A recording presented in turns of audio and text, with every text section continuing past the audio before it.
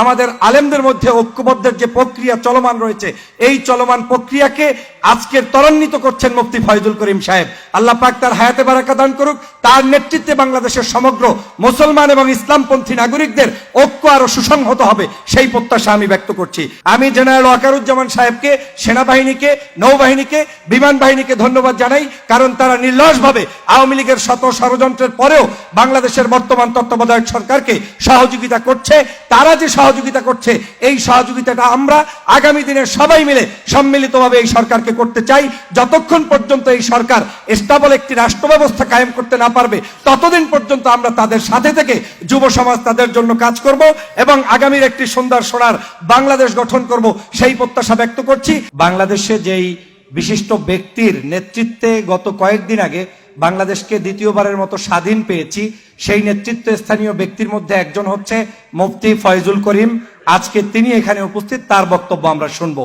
আপনারা জানেন, ছাত্র জনতার এই বিপ্লবের মধ্য দিয়ে বাংলাদেশ নতুন করে স্বাধীনতা অর্জন করেছে। এই স্বাধীনতা যে ভোগ করছি, তার উজ্জ্বল দৃষ্টান্ত আমি ডক্টর ফয়জুল।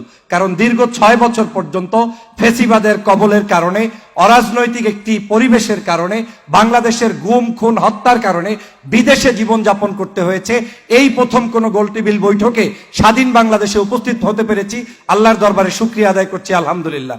আজকের এখানে বাংলাদেশে যে ঐক্যবদ্ধ সরকার থাকলে, দেশীয় সরকার থাকলে যে মানুষের বিজয় হয়, তার উজ্জ্বল দৃষ্টান্ত হচ্ছে, আপনারা জানেন, যখন বাংলাদেশের রেমিটান্স যোদ্ধা 57 জন ব্যক্তি বিদেশের কারাগারে বাংলাদেশের মুক্তি আন্দোলনে অংশগ্রহণের কারণে তারা গিয়েছিলেন, তখন এই দেশের সরকার বলেছিল যারা কারাগারে গিয়েছে ওই দেশের দোষের কারণে গিয়েছে, তাদের মুক্তিতে সরকার কোনো কাজ করবে না। এবং সরকার করে নাই, শেখ হাসিনা করে নাই, এমবাসি করে নাই, বরং তারা অট্টহাসি দিয়েছে। কিন্তু প্রমাণ হয়েছে একটি শক্তিশালী সরকার থাকলে তাদেরকে মুক্ত করা সম্ভব।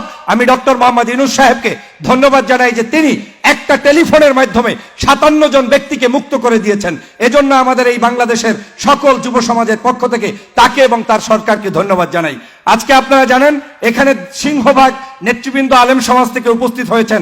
আমাদের আলেমদের মধ্যে ঐক্যবদ্ধের যে প্রক্রিয়া চলমান রয়েছে, এই চলমান প্রক্রিয়াকে আজকের ত্বরান্বিত করছেন মুফতি ফয়জুল করিম সাহেব। আল্লাহ পাক তার হায়াতে বারাকা দান করুক। তার নেতৃত্বে বাংলাদেশের সমগ্র মুসলমান এবং ইসলামপন্থী নাগরিকদের ঐক্য আরো সুসংহত হবে, সেই প্রত্যাশা আমি ব্যক্ত করছি। আপনারা জানেন, এই মুহূর্তে বাংলাদেশের দেশ গঠন করতে হবে।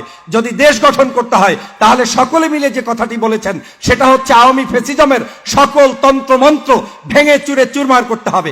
আর যদি সেটা করতে হয়, আমি মনে করি বাংলাদেশের প্রত্যেকটি প্রশাসনে এখন সময় এসেছে আপনাদের মতো আলেম সমাজের মধ্য থেকে, যুব সমাজের মধ্য থেকে, পুলিশ থেকে শুরু করে প্রশাসনের সমগ্র জায়গায় নির্দ্বিধায় তাদেরকে নিয়োগ প্রদান করতে হবে।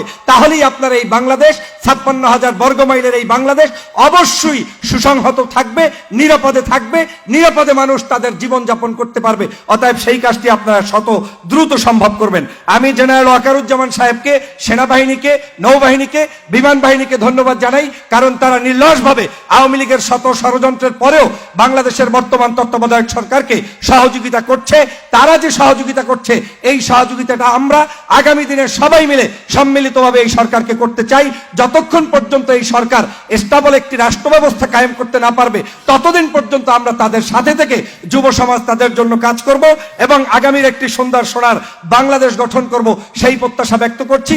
আজকের এই সাংবাদিক সমাজ যারা আজকের নিরপেক্ষতার দৃষ্টিতে লিখছেন, বলছেন, করছেন, এই নিরপেক্ষতা আগামী দিনেও যাতে কোনো সরকার আসলে সেটার যাতে পরিবর্তন না হয়, সেই প্রত্যাশা ব্যক্ত করছি। সবাইকে ধন্যবাদ জানিয়ে আমার বক্তব্য এখানেই শেষ করছি। আল্লাহ হাফেজ। আসসালামু আলাইকুম ওয়া রাহমাতুল্লাহি ওয়া বারাকাতুহু।